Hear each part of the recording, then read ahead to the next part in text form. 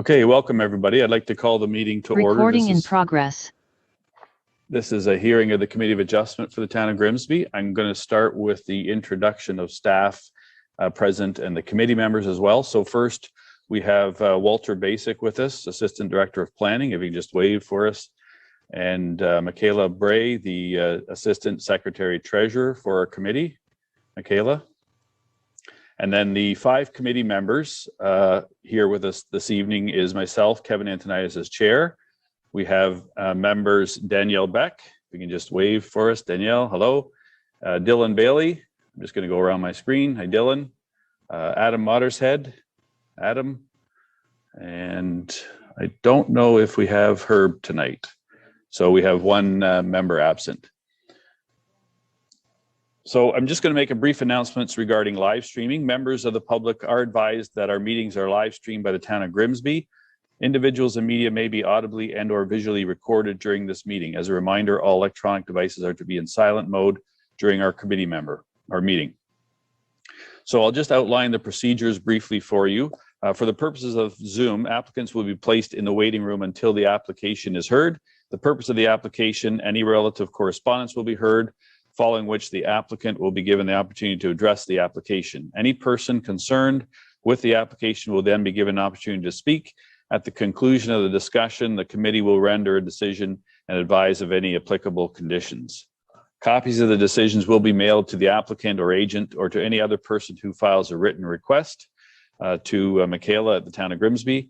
Any person, corporation, public body has the right to appeal either the decision itself or the conditions attached to the condition, either the minor variance or consent, to the Ontario Land Tribunal within 20 days of mailing the date of the decision for consent to sever and 20 days for a minor variance. Everyone present will be given an opportunity to comment on the applications being heard. Please address your comments and questions through the chair. And agencies commenting on applications may request certain conditions be imposed. Voicing objections to these conditions will not adversely affect the committee's decision. So all members of the committee have viewed the applications or the properties in question this evening. Disclosure of pecuniary interest. Does any member of the committee have a pecuniary interest in any of the applications before us this evening? No, and I have none.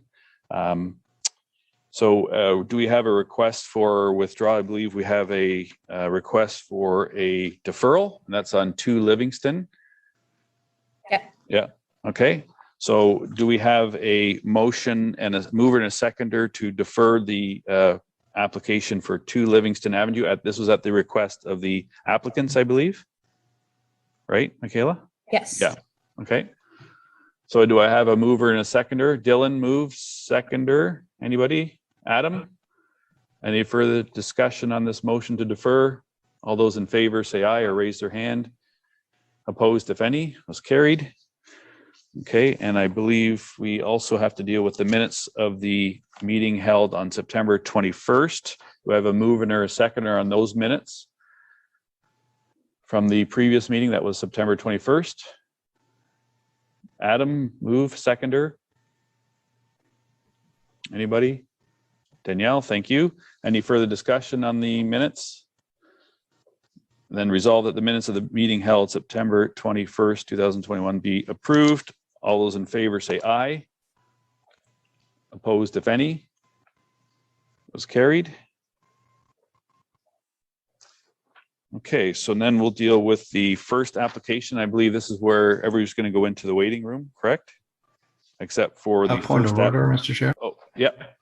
There was the on the agenda, the OLT appeal letter. Yep, we're going to deal with that first, sorry, but we're going to put everybody in the waiting room, I believe. Yeah, I'm just putting everyone except for the first one, which is minor variance 16 shoreline. So we have the Ontario Land Tribunal OLT decision. It's just filed for information purposes. There isn't a motion on it, but you had a question, Adam?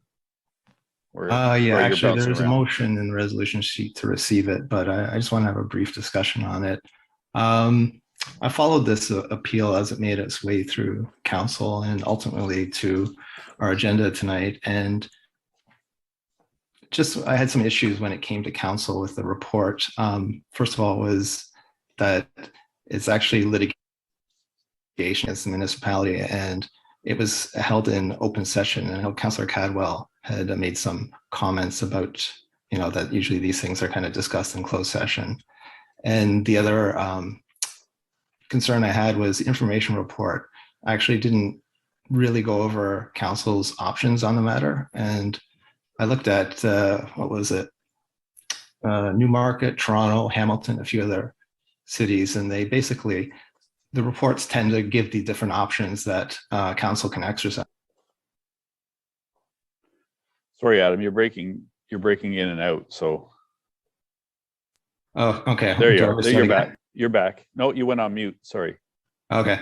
Yeah, no, there was two issues with the discussion at council. One is that it should have been on the agenda. I think it's a closed session item because it is litigation that was pending against the town. And the second matter was the report itself didn't really provide the options available to council. Ultimately, they should be aware of them, but I think it's always good that they should have a reminder of them. And I looked at different municipalities like Hamilton, Toronto, and they basically give three options. One is to support the committee adjustment, two, to support the appellant, or three, it was to take no position on the matter. So I gave an amendment to the resolution to the Secretary Treasurer just to for the consideration of the committee. So that's not necessarily on this one. This is the case has already been heard, right? So your motion relates to future. Is that what you're asking? Yeah, correct. It's actually just a recommendation because ultimately our committee wants to see our decisions defended. So I think council should be always fully aware of their options when an appeal reaches their desk. Well, I'm going to refer to Walter on this because I don't know if, because the OLT is not really an appeal per se, like it's a hearing de novo. In other words, it's like hearing it again with a clean slate. So I'm not sure, Walter, help me out on this, if it's us defending our decision so much as the person gets a second hearing and it's not necessarily appealing the fighting on the issues that were raised here, but starting all over, getting a fresh hearing. I don't know. Do I have that correct? Like, I wasn't aware of how it went through council. I just saw it on our agenda as, oh, here's this decision that's come out. It wasn't, I don't believe it was litigation against the town. It's somebody not happy with a decision and then requesting a second hearing. So, or a fresh hearing, I should say. So it's not litigation against the town per se, unless there was something else I missed that she was suing the town for. But as far as I understand it, a request to the OLT is not litigation against the town. Yeah, you have a couple questions there, Mr. Chair. One of your questions was, is it a de novo hearing? Yes, it is. Secondly, does council have the option to support the committee's decision? Yes, it does. The report that was brought forward, in terms of whether or not it should have been in camera, again, the report was just provided to council for information, explaining that there was a hearing and that there was an appeal.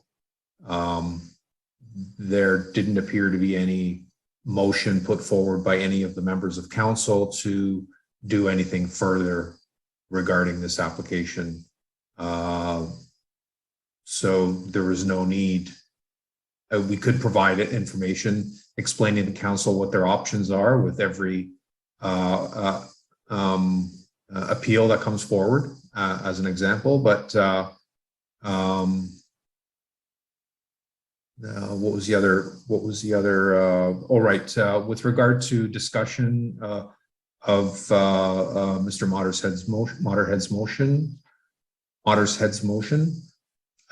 I would suggest that instead of amending this particular motion to receive, I would suggest if you need further discussion, if you want to make a recommendation to council, that you might want to put forward a motion to what's it called? A notice of motion, so that the members of the committee have an opportunity to think about what your motion is, and then we'll be prepared to discuss it at a following meeting. So I would suggest that you put forward a notice of motion. Okay. I'll just basically edit the amendment and resubmit probably tomorrow. Okay, so in front of us, you had your hand up first, Danielle, before I carry on, sorry. Yes, thank you, Mr. Chair. Yeah, I was just going to state that I never received a motion or a change of motion in advance. So I would like to put forward a request for a notice of motion in advance so I'd have an opportunity to review as well too.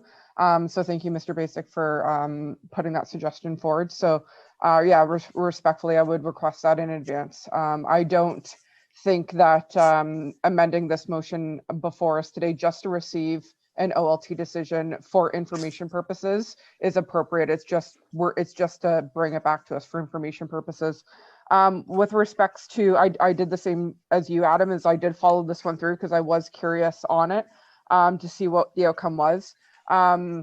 My time in Hamilton, yes, the standard procedure is to provide those three options. Burlington does the same, Toronto does the same.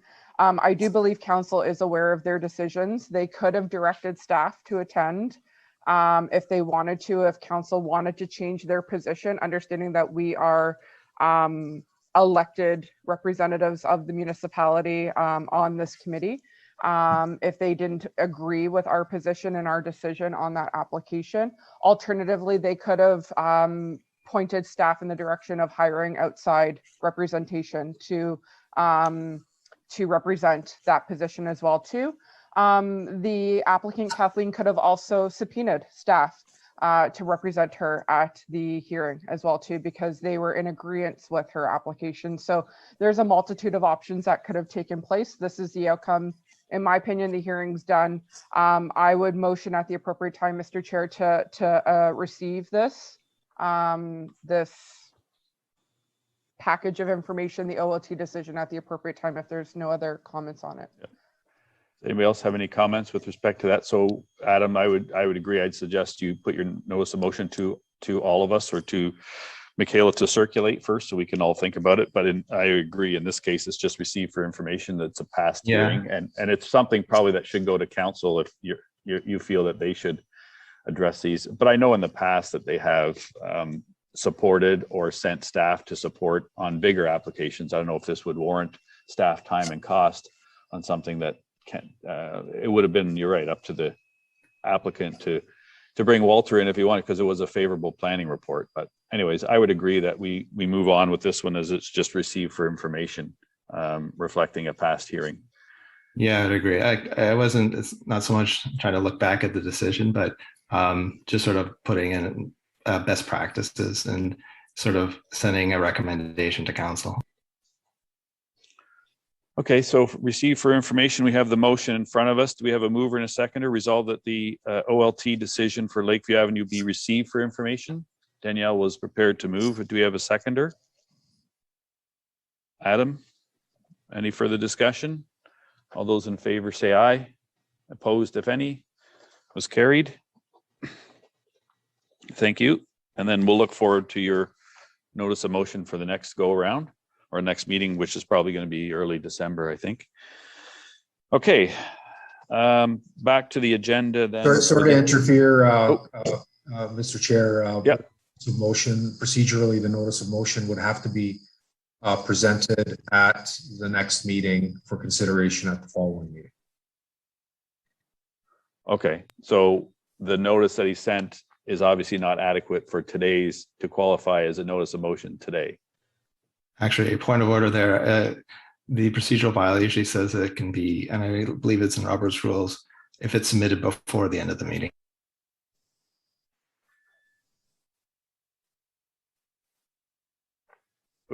So if you're submitting it before the end of the meeting tonight, you'd like it to be considered at the next meeting. Correct, but actually, but are you prepared? I don't think it's a time sensitive. I was going to say, do you have enough information on this? So why don't we leave it to the next one? I would agree. And I think out of respect to the other committee members, if you could submit it for the motion to be heard at the next meeting, and then we can properly address it over the holidays, and then we can hear it possibly at the first meeting in January. I would agree. Probably appreciated. Yep, I would agree with that. I think it's It too gives much me of a a little time turnaround to time. fine-tune it. Yeah, Thank you. exactly. Okay, so let's go back. My apology, Mr. Modisette. I thought that you were saying that you were going to present the notice of motion next or tomorrow to Michaela. So, Oh, sorry. Yeah. I mean, it's technically it's probably in a state I could just edit it, but I like to go over it again. all right. Okay, so back to the first application, then the minor variance request A2721 for 16 Shoreline Crescent. And I believe we have the agent or the applicant in front of us, Mr. Capper. Michaela, do you want to first do the presentation for us? We're going to just do a brief presentation for the application.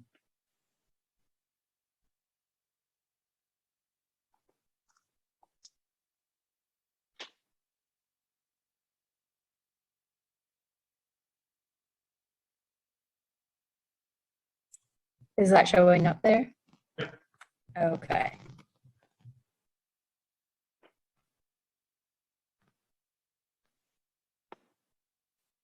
Okay. Hello, everyone. So the first application we have tonight is number A2721 for 16 Shoreline Crescent. The purpose of the minor variances is to facilitate the construction of a two-story building addition. So there are two minor variances under consideration tonight. One is to permit lot coverage to be 15.6%, whereas 15% is allowed. And the second one is to permit a front yard setback of 10.6 meters, whereas 14.22 is required. Here is the site plan submitted by the applicant. The arrow indicates where the variance for the front yard setback is. Here is the aerial photography of the site to show the context with the rest of the neighborhood nearby. Photo taken by staff showing the current property and the front yard. And then we received correspondence from 5 agencies. So the first one is planning. There's no objections as the application meets the intent of the official plan and zoning bylaw, is appropriate and minor in the opinion of planning staff. The region has no objections. The NPCA has no objections as the development and any site alteration is well outside the NPCA regulated areas. CN Rail has no objections, and the Heritage Department has no objections as there are no heritage resources nearby. Thank you. David, would you like to address the committee at all or expand on, elaborate on the application request and any correspondence? Through you, Mr. Chair, yes, I would. I have prepared a short presentation for the committee's consideration. If it's appropriate with you, I'd like to share my screen. Can he? Go ahead. Okay, thank you. So you'll have to forgive me, there's a little bit of overlap between my presentation and that of Michaela's. I'll try to blast through the duplication. Members of the committee, for the record, my name is David Capper. I'm a planning consultant with Glenn Schnarr and Associates in Mississauga, and our mailing address is 10 Kingsbridge Garden Circle, Suite 700, Mississauga, Ontario, and the postal code is L5R3K6. I'm appearing on behalf of the owner of the property located at 16 Shoreline Crescent this evening. And this is an air photo that illustrates the location of the subject property. Forgive me, this is a somewhat dated air photo, which was taken prior to construction occurring on the property. You will have noticed on your site visits that the dwelling has been constructed on the property. The two variances before you this evening seek an increase in lot coverage from the maximum permitted of 15% to a maximum of 15.6%. And by way of record, that minor variance seeks an increase of 8.78 square meters of additional lot coverage for the lot. And in addition to that, there is a variance being sought for reduction to the minimum required front yard setback, whereas the average of the two adjacent lots is 14.22 meters. and the applicant seeks a reduction to 10.6 meters. Through you, Mr. Chair, this is the proposed site plan. The reason I showed this is for two reasons. Number one, I wanted to identify the area of the subject property that is subject to the Conservation Authority's review and commentary. And as is noted in the comments from the Conservation Authority, the development that is occurring on the property is well outside of the regulated limits. And second, it illustrates the area where the proposed additional lot coverage is to be accommodated. And in my next slide, I'm just going to zoom in on that same image to illustrate the proposed garage addition in the front of the dwelling and the setback of 10.67 meters to the front property line. Through Mr. Chair, and this is the important part of the application, the reason why you're seeing this variance this evening. The owner of the property lives in this dwelling with his aging mother, and the proposal is being sought to facilitate the addition of a scissor lift platform in one of the existing garage bays. So this is the blue highlighted areas are the existing garage bays. And then when I flip to my next slide, you'll see the area over here that is proposed to be added. And the additional garage floor area is being sought because the scissor lift, which is required to get my client's mother from a vehicle and into the house, takes up quite a bit of the parking area for the first of the garage spaces. As you'll note, there's 4 risers here. So this space, once the wheelchair access and scissor lift is accommodated in the area, it renders the space unusable for parking of a vehicle. And hence there's an application before you for increased coverage to facilitate that additional parking space within an enclosed garage. In terms of the changes to the building, this is the front elevation of the property. And you'll note that the elevation is very much a duplication of what exists on the property today, albeit it's at a closer projection to the front property line. So, if you were standing in front of the dwelling, this would be the addition that you would see. Sorry. Similarly, in the rear addition, you will not notice the addition, obviously being in the rear of the parcel and the development being restricted to the front of the property. Excuse me. This is the easterly elevation. So that if you were in the neighboring property to the west, looking over at this property, you'd notice the addition here.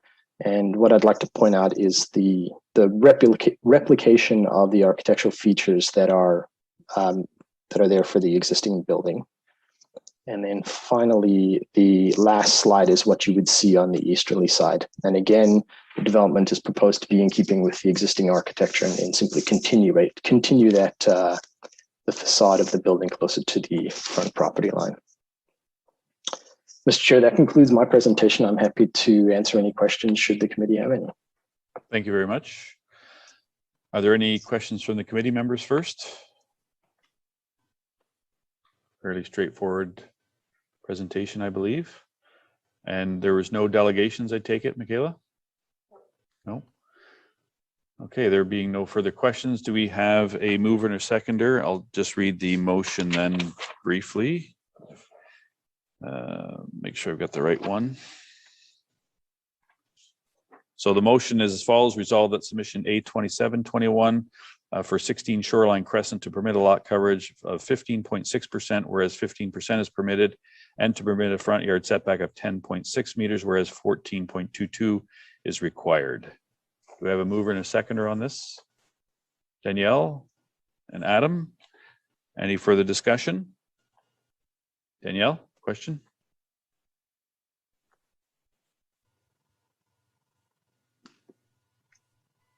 Apparently Danielle? my mouse. There we go. Sorry, I apologize. Apparently my mouse died mid Oh. trying to unmute myself. Yeah, Yes, sorry, Mr. Chair. I would like to move the application. I do feel that it meets the 4 tests, that it does meet the general intent and purpose of the official plan and zoning bylaw.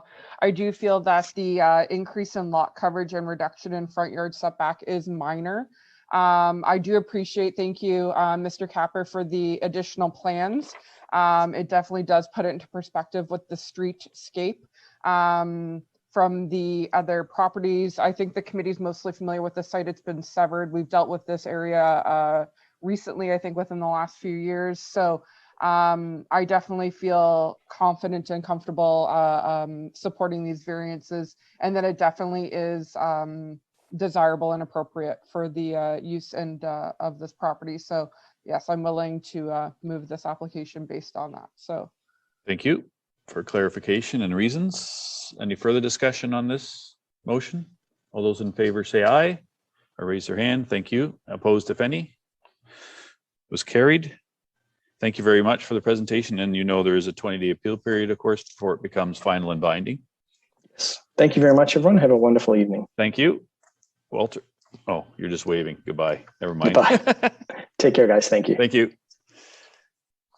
Okay, the next application then is minor variance A2821, 28 Orchard Parkway. Michaela, do we have the applicants or their representative? Yep, they're just joining in again now. Okay. We're just about to go through the presentation for your minor variance request. Nick and Cindy, thanks for joining us. Thank you, Mr. Chairman. Then I'll just ask if you don't mind, put yourself on mute for the presentation, just spare us some feedback.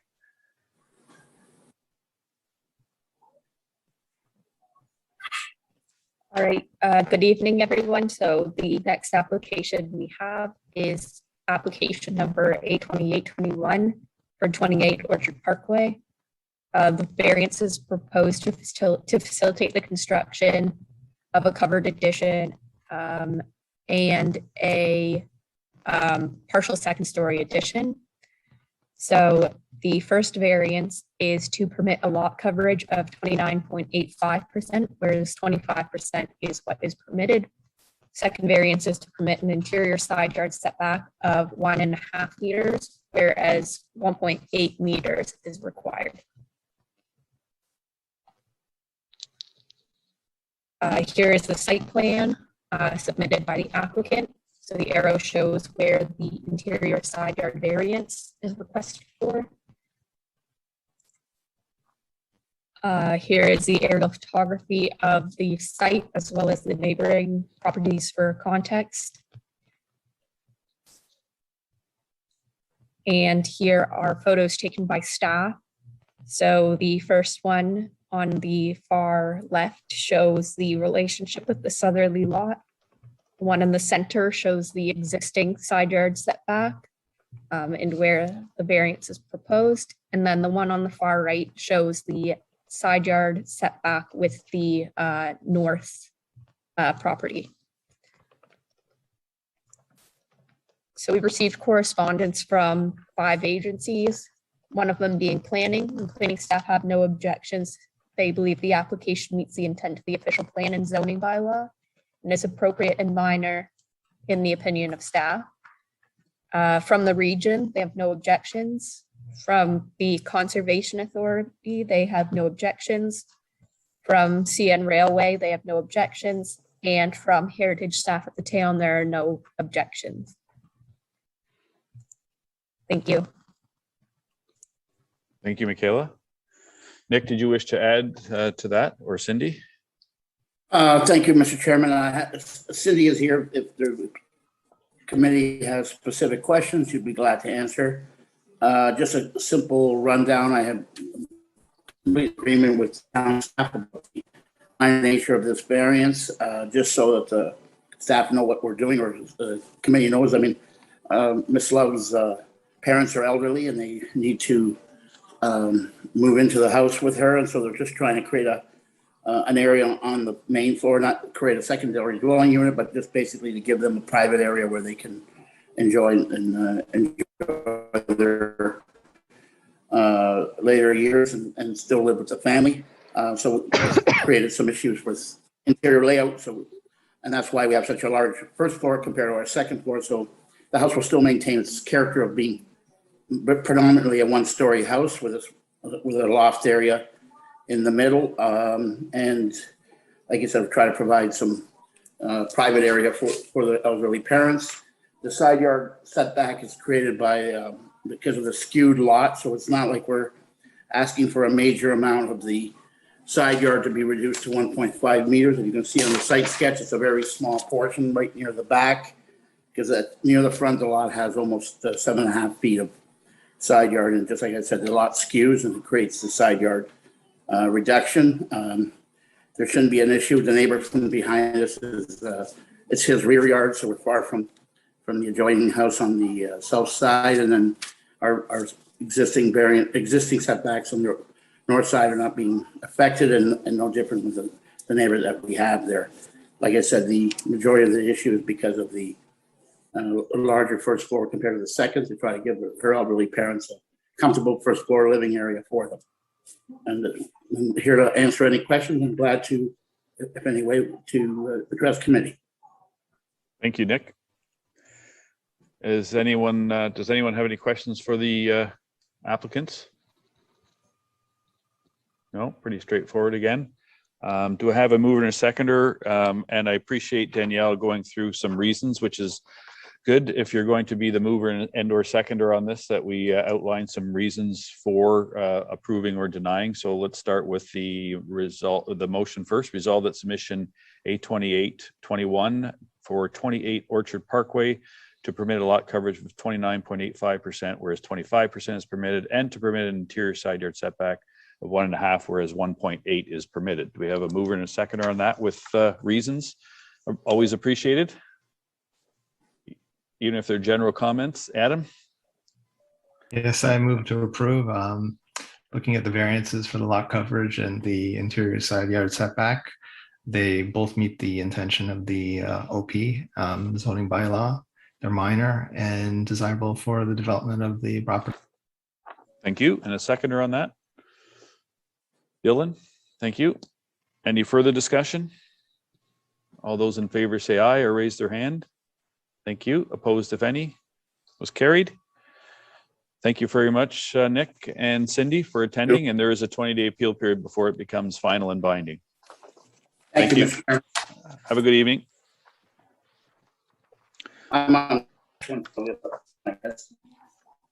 Okay, the next application this evening is 4B Oriole Crescent. Michaela? Oh, actually, sorry, I spoke too soon. We'll wait till the applicants or their agent comes in and joins us.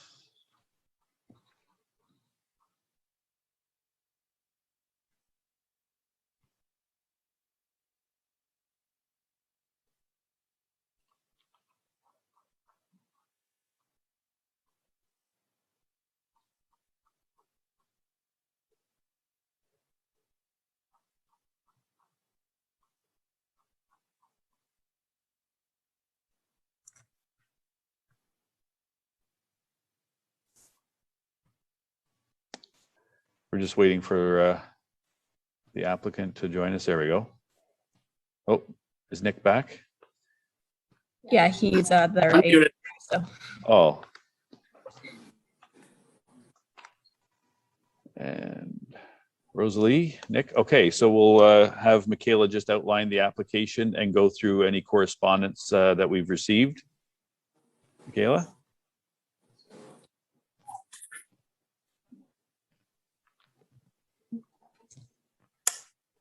All right. Hello, everyone. So the next application we have is for application number A2921 for 4B Oriole Crescent. So there are minor variances being proposed to facilitate the construction of a 2-story single detached dwelling. The first variance is to permit a front yard setback for the first story.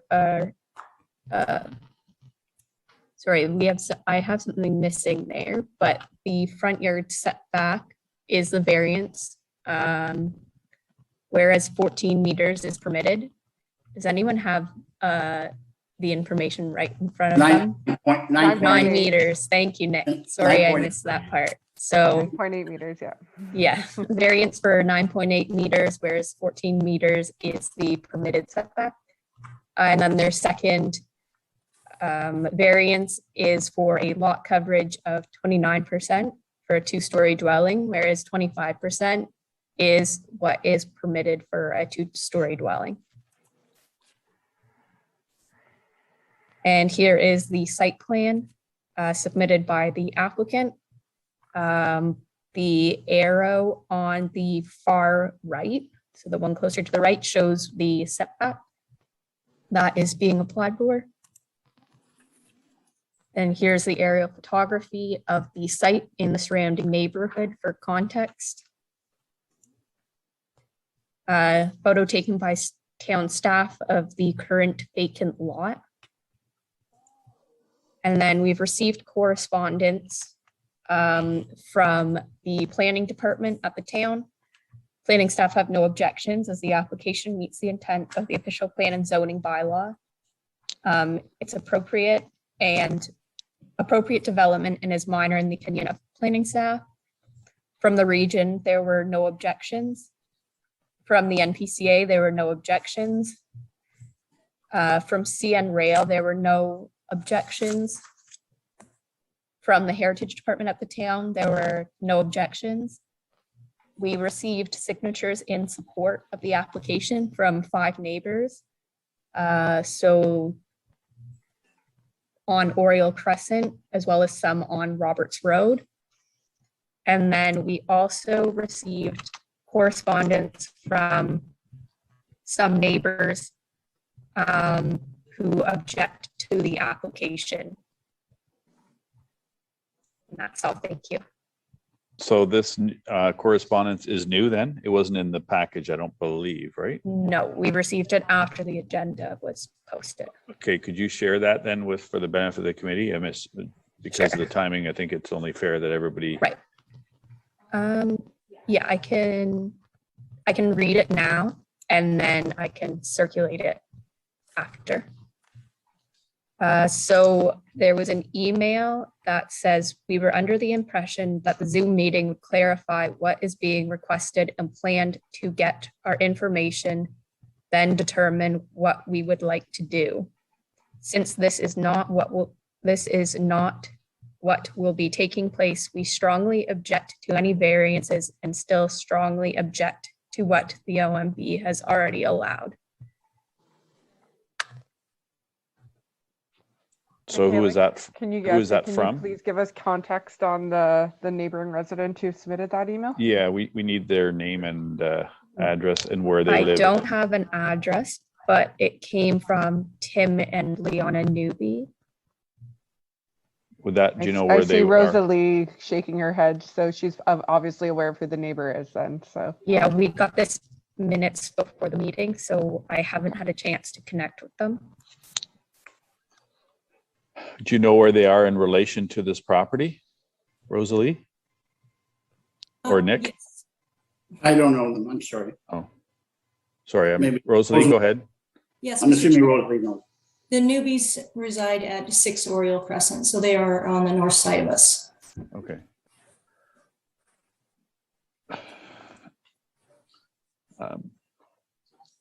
Okay, Nick, would you like to address the committee then in terms of the application and in light of some of this new information?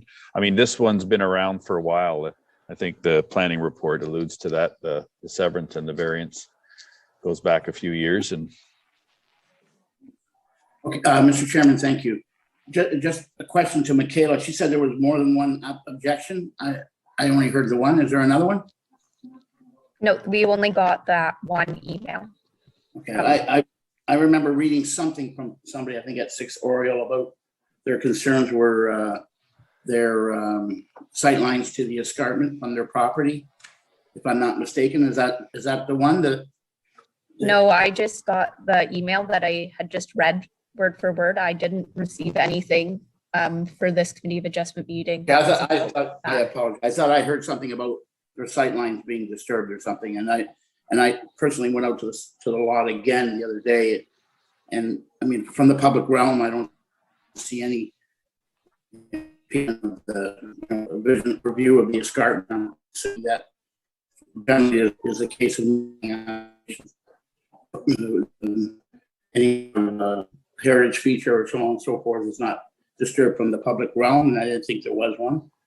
I agree with staff as far as the conditions of this being meeting the tests of being minor, and I agree with them considerably. I did look at the, and this had gone through not sure how it was created because it looks like it's two parts from, I'm not sure where these two parts came to make this lot. And then at one time when there was brought to a variance before, there was a sort of a footprint that was developed for this lot that, first of all, I had trouble trying to even make the footprint fit that there was originally positioned on this lot, meeting the variance or the setbacks that were originally described. We got garage space that's not even close enough to park a car inside. I think one of the things that we try to do in our application and studying the design of the lot of the house and the potential as it sits on the property is to try to create what seemed to be lacking in the permitted setbacks was the rear yard setback, which was very short and not creating enough room for a proper amenity area for the rear yard of the building. I mean, and that's why we sort of pushed the house forward and then thereby creating some of the issues that we have or the variances that were asked for in the front yard. Now, one of the things that when I read the way the variance was really written, and it's very uncommon that the setbacks are usually if it's a two-story home, it allows setbacks that at the one-story portion can meet a certain setback. At the two-story portion, it could be a certain setback. In this case, it just said if it's 2 stories, it's this, regardless of whether there's a 1-story or 2-story portion, which is very uncommon. I mean, years of doing working with houses in Grimsby, always used to be that the bylaw took into account for varying setbacks for varying portions of the house, where it was 1-story or 2-story. So it still achieved the desired effect without having to penalize the entire property for a portion that may be 2 stories or so on and so forth. And other than that, I mean, I think our variance list is not extensive, and I think it just, like I said, because of the as it's written, saying it's this much because we're taking it from the 14 meters for a 2-story home, where actually our 1-story portion is much still has meets I think a lot close to the amount that's required in the 2-story portion accordingly. Also, unfortunately, because it was the way it was written, you had to write it at 9.8 and 14, where it's not true. And that's why we tried to provide as detailed a site plan as we could of every portion of the house where it was 1-story or 2-story. So it was a clear accounting of how it sits on the property. I mean, the problem, one of the problems is this lot right on a curve or close to a curve. So the houses that are surrounding it are built on that curve on each side of us. And so it creates huge side yards because of the way it's configured and not necessarily a straight line setback that you would get in a regular straight street where everything's completely in line. Like I said, I think that we've done a good job of sitting it on the lot, providing a mix of 1-story and 2-story, so it gives the house some architectural presence, and at the same time not out of character with what's nearby. And we have 1-story and 2-story houses on one or the other side of us, so it's not out of character. Like I said, I'm glad to answer any other questions at committee. I'm not sure. I think that maybe my clients, either Rosalie or Greg, may want to have some comments too. Like I said, they've done a good job. They polled the neighbors, the majority of the neighbors, and got approval for what they're planning. And I'm assuming that they're there to be good neighbors, and they've been. I think they've owned this lot for several years, and they're quite happy to make sure that the neighbors were happy. Thank you. Okay, thank you, Nick, for that. I think it maybe helps. You were fading in and out a few times, so I'm wondering if, in terms of the internet, if you could maybe shut the video off and just do sound if we need to in the future, because it. Okay, you let me know, and I can. it did fade in and out once in a while. So anyways, we'll keep that in mind if There's you have something some questions. that you want to hear again, I'll gladly repeat it. So maybe did Greg or Rosalie wish to add or respond to some of the comments? I appreciate your efforts to poll the neighbors, and obviously you got all of them except one on the north. And if I recall this lot or this variance from last 5 years ago or so, whenever it was a concern at that time, but we felt, I think at that time it was approved.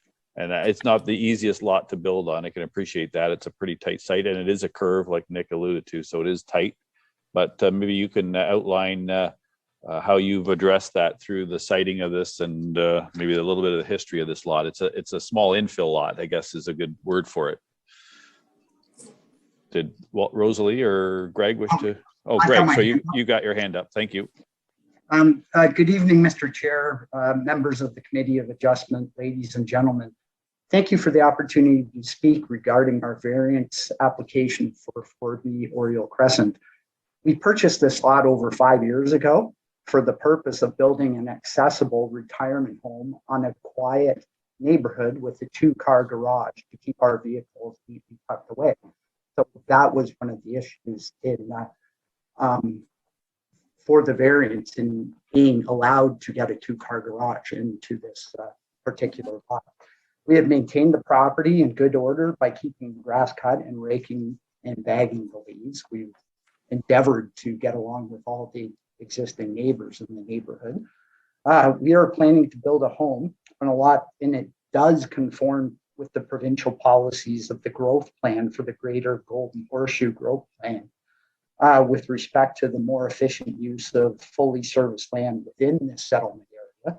Furthermore, the OMB found that this property will efficiently use a fully serviced underutilized land within a settlement area where such use is compatible with the existing physical character of the area. And we are planning to build a 2-story brick home that is under 2,000 square feet and will fit in within the existing character of the area. So I know my wife has some comments she would like to make as well. Thank you. Thank you, Greg. Rosalie, did you wish to add to that? Yes, thank you, Mr. Chair. We've developed relationships with the neighbors on all sides, sharing beverages, exchanging phone numbers, exchanging Christmas cards, and attending neighborhood parties together. They've shared their initial concerns over the creation of this lot, and we've worked closely with the architect to design a home that respects the intent of the initial bylaw and the privacy of the surrounding properties. For example, we've had Mr. DeFilippis remove numerous windows as we've tried to pay special attention to window placements, etc., and how they could impact the privacy for the neighbors on all sides. We are requesting this variance to move the front of the garage forward enough to allow for 2 full-sized vehicles. The initial footprint contained errors on the dimensions of the garage and could not realistically hold our vehicles, unless I trade our SUVs for smart cars or maybe motorcycles. Not practical. After applying for the minor variance, we measured and placed 4 orange cones on the property to show the neighbors where the approximate corners of the home would rest. We've got the signed support of 5 of the neighbors, which are included in the appendix. I understand that there is one neighbor that objects, and they are one of the original neighbors that objected from the beginning.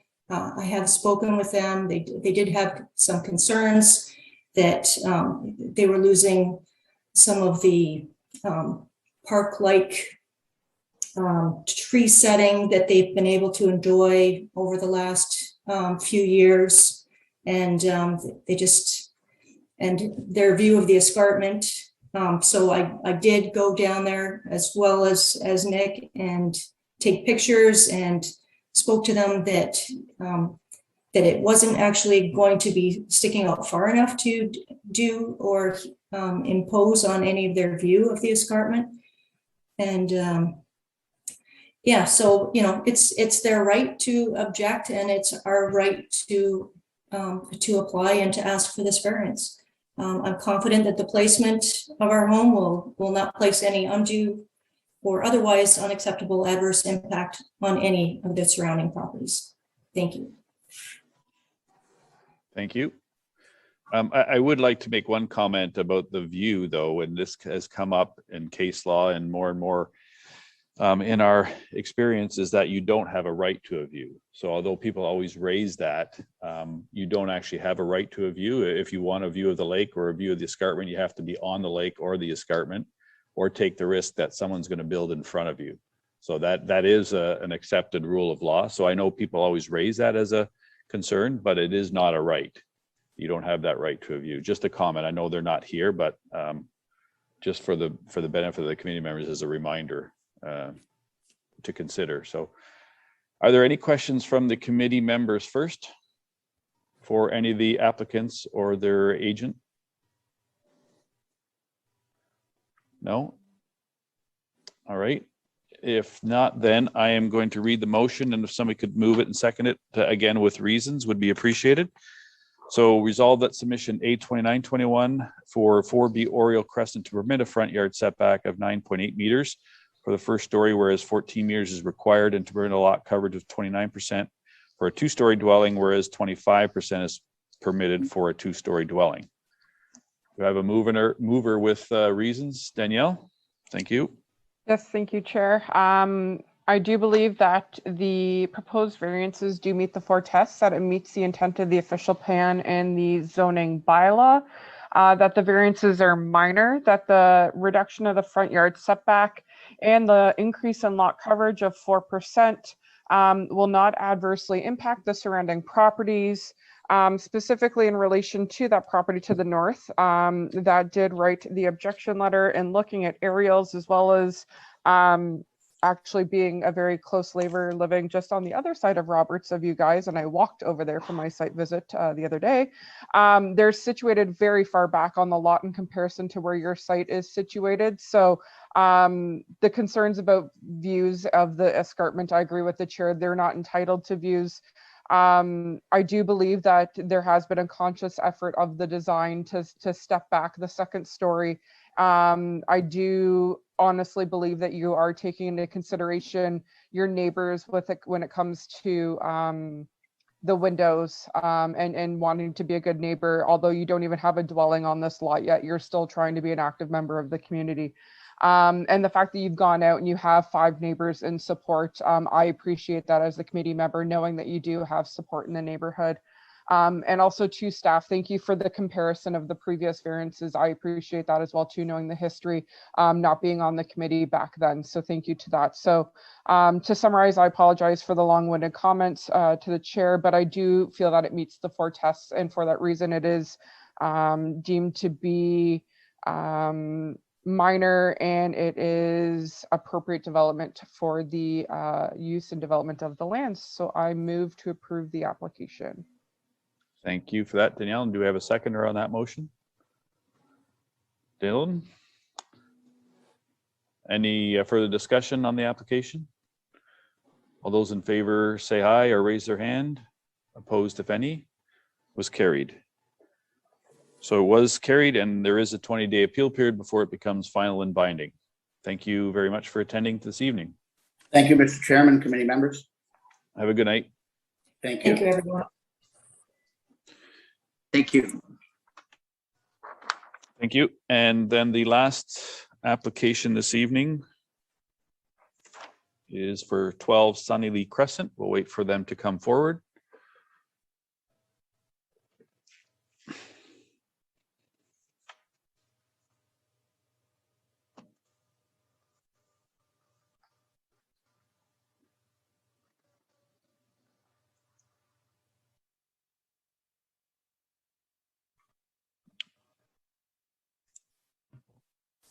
Okay, so we've got Rochelle Blocker, Derek and Jen Bartels, and Melinda C. Is that correct? Okay, so we're just going to read the planning report and presentation briefly, and then we'll allow the applicant or the representative to speak, and then we'll open up to questions and comments. All right, hi everyone. So our last application for the night is application A3021 for 12 Sunnylee Crescent. Minor variances are proposed to facilitate the construction of an addition that would contain a secondary suite. First minor variance being requested is to permit a lot coverage of 27%, whereas 25% is permitted. The next one is to permit a rear yard setback of 7.5 meters, whereas 9.19 meters is the requirement. And the last variance is to permit a secondary suite within an addition of the existing single detached dwelling. So here are the site plans as submitted by the applicant. The arrow shows where the rear yard setback is being requested. This is the front elevation of the house, which shows the proposed addition and the existing front elevation of the house.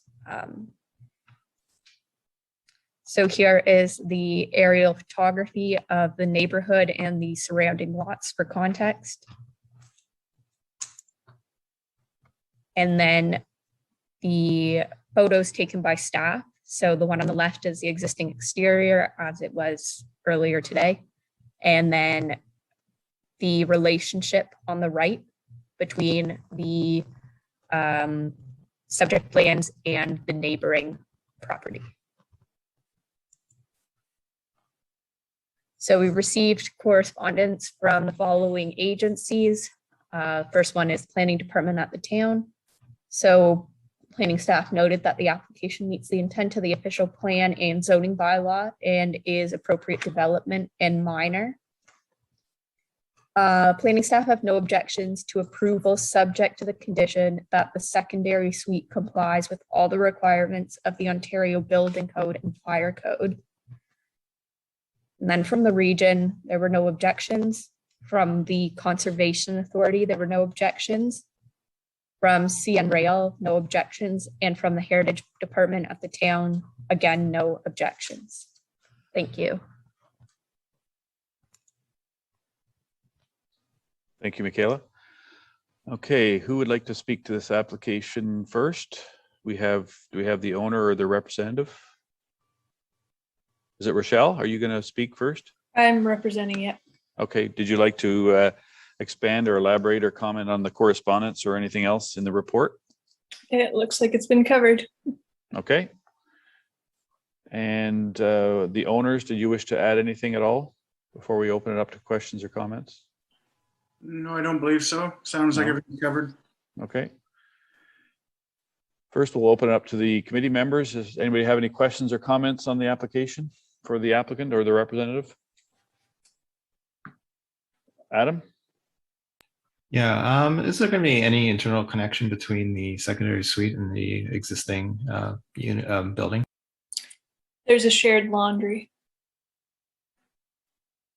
So the laundry will be available to both parties or both suites.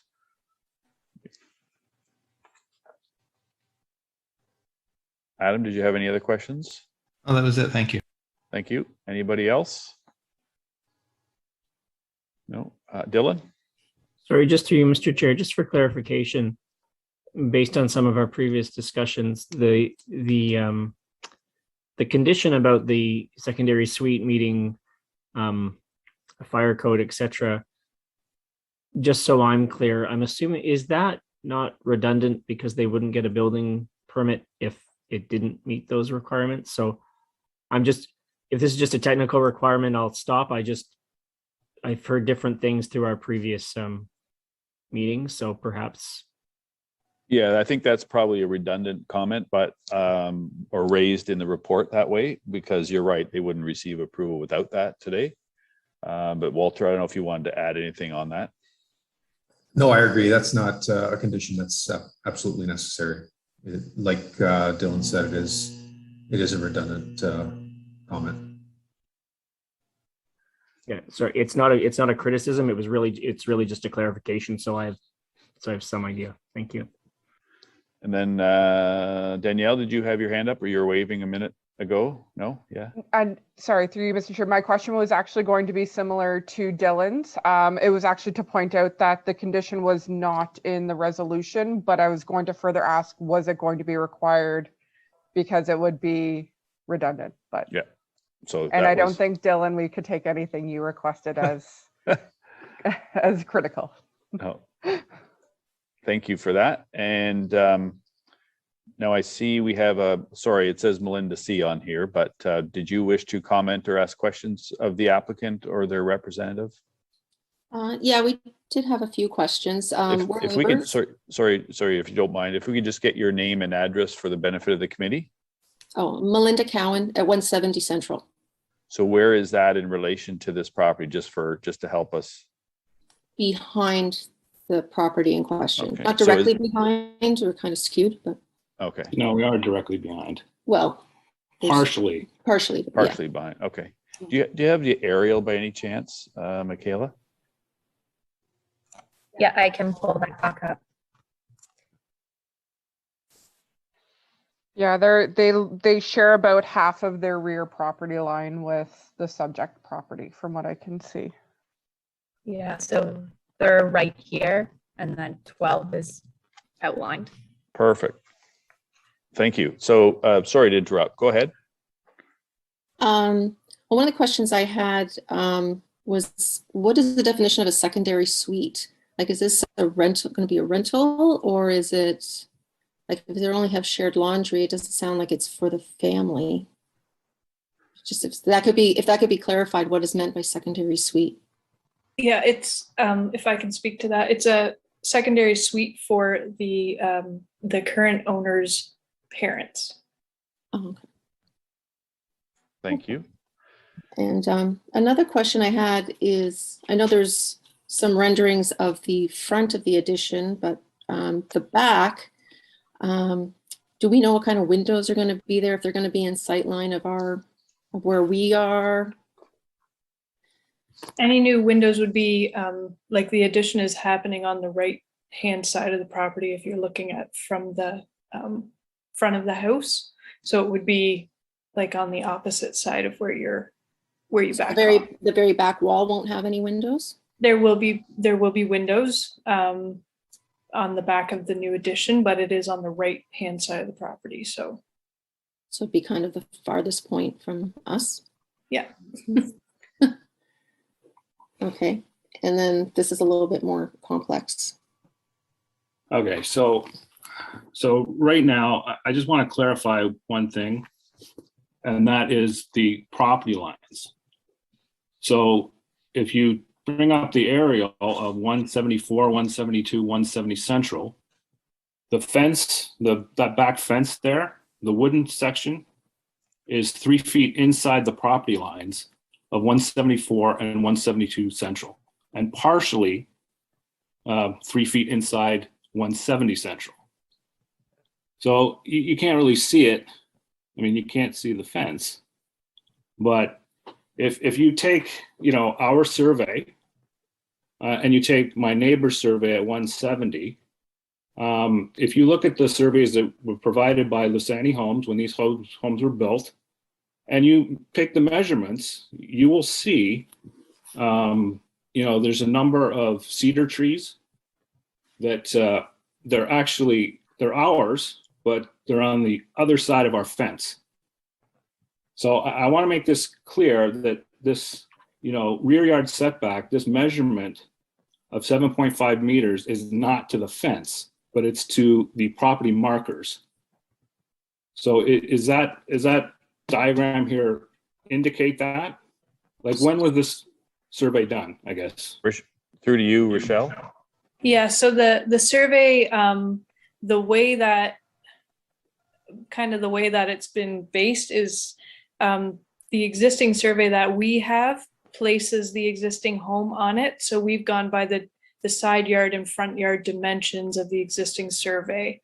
And that's how we've come up with that rear yard setback. So whatever's going on back there, it's based on the survey that we have with the house location that we have on the existing survey. So I'm not sure. So to answer his question is that this is obviously these setbacks are to the property line, irregardless of what's planted on it or where the fence is. Yeah. Okay. So, Okay, that's what I wanted clarified. any other questions? I'm good. I think that was it. Okay, thank you. Thank you for your time. No problem. Thank you. Any other questions from the committee members? Adam? Yeah, I'm just looking at the diagram on the notice of hearing, and it's not that great. Under the chart, that the zoning matrix, it says lot coverage max 25% and proposed. What's the exact number there? Michaela?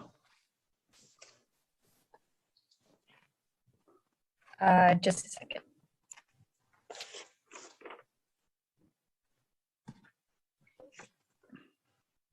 So I take it by the looks of it being a decimal that they're rounding up to 27%. Yeah. That's what was done, yeah, on the so, application. yeah, requested 27%. Okay, I just wanted to be sure it was 26 or 28. Okay, thank you. Thank you, Adam. Any other questions from the committee members? If not, then do I have a motion? And again, with reasons for that, I'll just read it briefly if I can find it. And I don't know why I can't find it. There we go. Resolve that submission A30-21 for 12 Sunnylee Crescent to permit a lot coverage of 21% or 27%, whereas 25% is permitted. To permit a rear yard setback of 7.5 meters, whereas 9.19 meters is permitted. And to permit a secondary suite within an addition of the existing single detached dwelling. That's the motion. Do I have a mover and a seconder?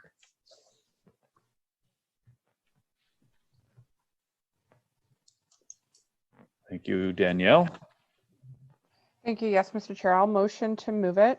I do believe that the application and the proposal does meet the 4 tests. It does meet the intent of the official plan and zoning bylaw. I do believe that the variances that are being sought are minor in nature, that they don't have any adverse impacts to the surrounding properties. The increase in lot coverage is very minor at 2% increase, that the rear yard reduction to 7.5 meters will still provide for an adequate rear yard and amenity area, and that the secondary suite within the addition, that the addition is still maintaining a residential character. You're not going to really tell from the front elevation that there is a secondary suite occurring. It shows 2-car garage. It doesn't show a secondary entrance from the street line. It's still going to look like a single detached or a single family dwelling. Based for all these reasons, I do feel that this is desirable and appropriate for the development and use of the property.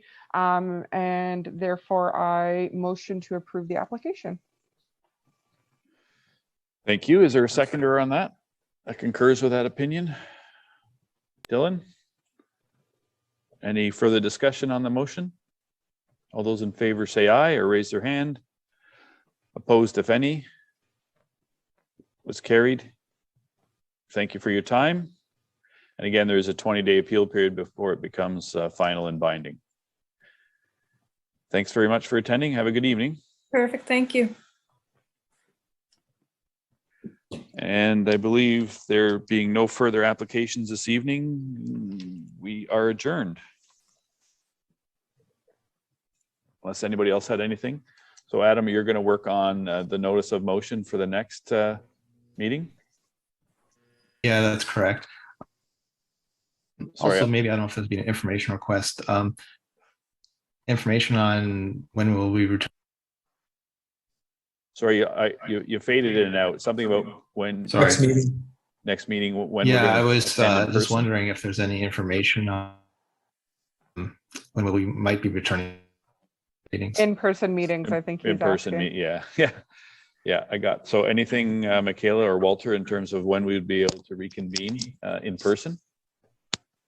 Not that I've heard yet. Not yet. Unless, Walter, you have any more information on it. There was discussion on council with regard to potentially starting in-person meetings in the new year. But I don't recall if there are any particular resolutions in that regard. So just keep an eye on council meetings, and I'm assuming that if council starts meeting in person, then the committees will meet in person. Whether or not that'll happen, we'll hope. I'm sure it'll depend on what's happening with the pandemic. It looks like we're on a little bit of an upswing now, so we'll have to keep track. If I could just, chime in on that, I think too that it's, be great when we're all back in person, but I certainly hope that the gains that we've garnered through technology are kept for the convenience and accessibility of our applicants and committee members. I certainly hope we don't lose all of that. So just my 2 cents or 5 cents since we don't have the penny. So good one. All right. Thank you for those comments. Anything else before we adjourn? And I believe it looks like we'll be reconvening in a December meeting, right? Based on the applications that we are receiving or have received. Yeah, we're planning on a December 7th meeting. Okay. Thank you. Anything else? Walter, you had your hand up. Thank you, Mr. Chair. I just want to say I'm happy to see everybody and say good night. All right. Thank you very much. Have a good evening, everybody. Take care. Have a good evening. Bye. Good night. Bye, everyone.